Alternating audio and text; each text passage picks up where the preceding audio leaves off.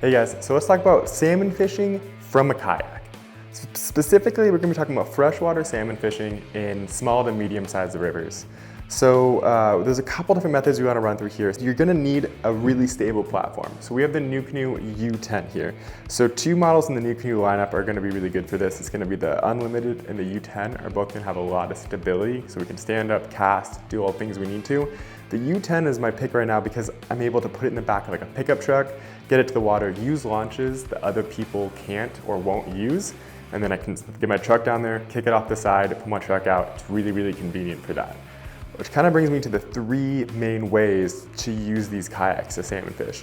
One is going to be basically launching and going to a point where other people can access, like sandbars, pieces of bank that don't have public access, places like that, getting out and fishing from shore. So basically using your kayak as a vessel. So let's jump to the water and talk a little bit about that. In these rivers that have big sandbars in the middle that you can't access any other way, you can pull your NuCanoe up to it, beach it, get out, and then fish on the bank. This is great with the U10 Unlimited and Flint, but for this river, like we talked about, U10 is going to be my choice when I'm out here. But again, you're able to park up, keep all your gear there, walk out, and start fishing. Some other ways to use your kayak are going to be to what I'm calling, like you're going to be floating, free floating down. So this could be a point to point, right? So you could be using just a paddle. We'll get into motors here in a second. But if you have two trucks, you can drop it off and pick it up if you have two kayaks, things like that, right? So you and a buddy can be floating down, doing point to point and just free floating and casting. This also works with running with the motor up and free floating down. You'll see some examples of that as we're going, but this can be a really effective way to be able to fish large sections of water, right? So you're not going to be able to break each piece of water down as much, but you're going to be able to cast as you go. So spinners are really good for kind of searching in these patterns.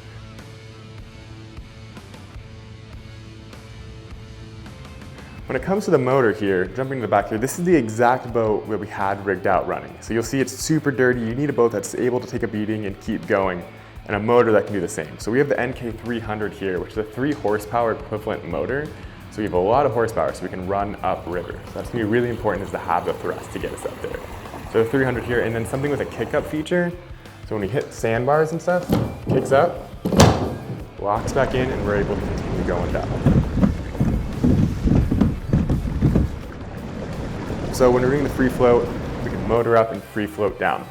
It's again really effective for covering water, but in my opinion, a more productive method, which is what we use on the water to catch the salmon in our video, is being able to point our bow upriver, match our thrust on our motor here. So it's usually in our river, it's like 14%, and you hold yourself on a seam line, and you can slowly back down the seam line while casting a 45 to 45.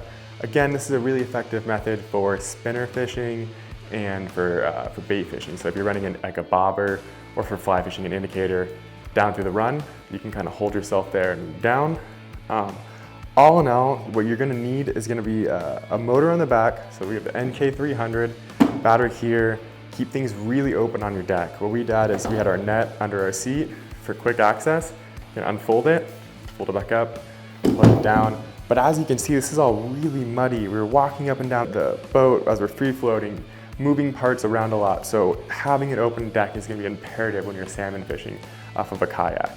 Foot steering is a huge part of that. So NuCanoe has this 1 foot steer. That's what allows us to do this holding in a seam line that we're talking about. So you use 1 foot to hold yourself there and make your casts. You really can't do that if you're having to pull your hand off for hand steering, or even at sometimes using 2 feet, because I can do 1 foot and I can stand up and adjust it. Outside of that, it's gonna be really simple. We always have a paddle here for safety. This is gonna be a GoPro mount here. This is just for us to be able to film when we're out there. You'll see some angles from it. But that's gonna be how you're gonna be kayak fishing for salmon in small to medium-sized rivers. Hey, so we picked up this beautiful coho here. Just to know you can keep wilds on this waterway that we're at here. But this is just a real-time example of how we can use these techniques we've been talking about to pick up fish on the waters here. So the technique I was using was kind of that dead drift we talked about. I held myself off of a rock wall, so there's a lot of structure, cast it down with the spinner, and that means the whole retrieve, the kayak's able to keep me in the strike zone. So more of my retrieve time is where the coho would be.